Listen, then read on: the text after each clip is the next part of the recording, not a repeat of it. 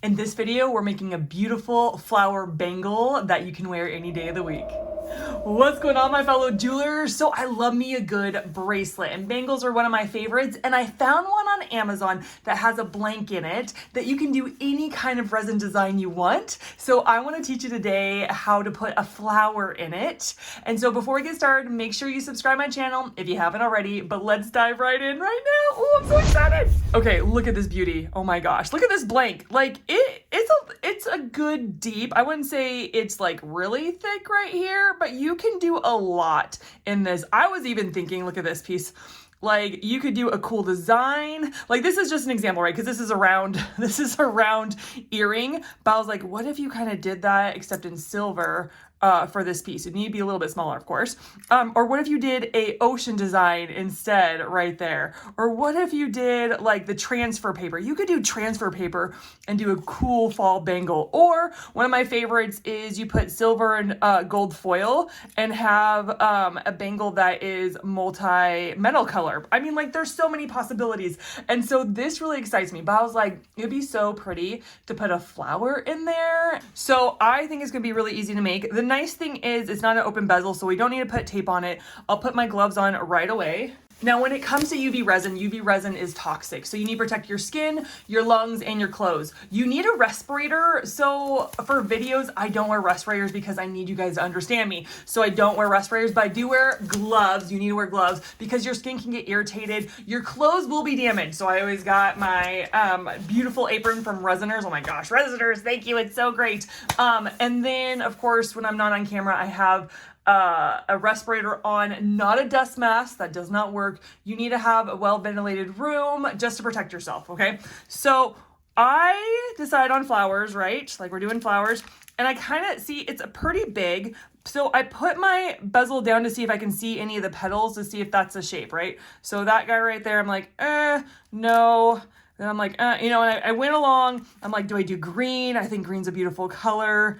And then yellow. I mean, there's so many possibilities when it's a flower. But this flower, I want it to fill up the bangle. I want to fill up the blank and the bangle and stuff. And so I think I went with a green. I like this one right there. So I'm going to take it out. I got these daisies in a pack that has so many colors, like a pink and blue and red. And I would recommend, if you are using dried flowers, to use this pack. Okay, so I'm going to double check right there and make sure it'll fit in my bangle. I can't see any petals. I can't. That's great. That's good news.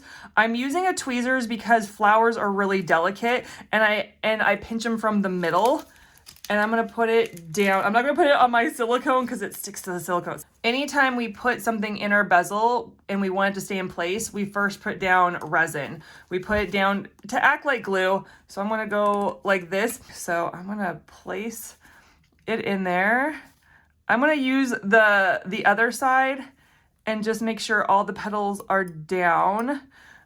Oh my gosh, isn't that pretty? It fits this blank so well. Okay, I'm going to do a quick cure to just make sure that it stays in place, because I don't want to be moving when I'm going to put 2 more layers on it. So I'm just going to do a quick cure.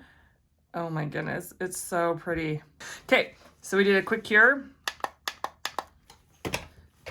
Yep, it is stuck. So now I am going to put a really thin layer on top because bubbles like to hide in the little cracks and crannies of a flower. And so I put like just enough to cover the flower, especially the middle. The middle part of this daisy is where bubbles like to hide the most. So we're just going around here. I'm only one-handed right now. So we're going to so this is my silicone side. I have a metal side, silicone side.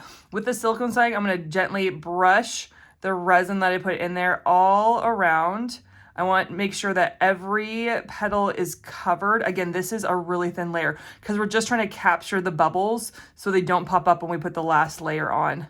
Look how cute this is. So cute. This makes me happy. Like, I love making jewelry, and when it turns out really well, it makes me very, very happy. I want to make sure, especially in the middle part, that is completely covered, that there's not any trace of resin, of places where there's not resin. So I'm just going to do a little bit more in the middle, like so. And then we're gonna do once more. We're gonna do probably 60-second cure to make sure that the bubbles are encased. Make sure that that layer we just put on hardens, because we don't want any bubbles creeping up. Okay, I didn't even need a minute. It's completely hardened. It's so great. It's holding the bubbles in their place if there are any. Now we are going to fill this blank on this bangle. We are going to fill it. So you have your bangle, right? And you're going to fill up to that rim, right? Don't overdo it. If you overfill when you are curing it, it will spill over. I don't know why. I don't know the science behind it, but it will spill over. So I just want to make sure, I got to look to the side. Just want to make sure that I have enough resin to fill it. I'm seeing some bubbles, not from the flour, just from adding it in to, and I'm going to use my flame to pop them all. This is so pretty. Oh my goodness. I just want to stare at it for a little bit. I want to make sure. So I'm looking at it like this, so I can kind of just look straight at it to see if it's filled enough and to see if I need to put any more, or if it's, because you want the resin to be completely layered. You want it, all of it, a flat layer to go all the way to the top of your blank. It's going to cure pretty quickly, and so I'm going to do probably 90 seconds, and then we're done. Like, how easy is that? Like, this is one of the easiest jewelry pieces you can make, and you can do so many things. Like I showed you at the beginning, you can do an ocean scene in that blank. You can do a foil design. I mean, there's so many things you can do. It excites me. This bangle excites me.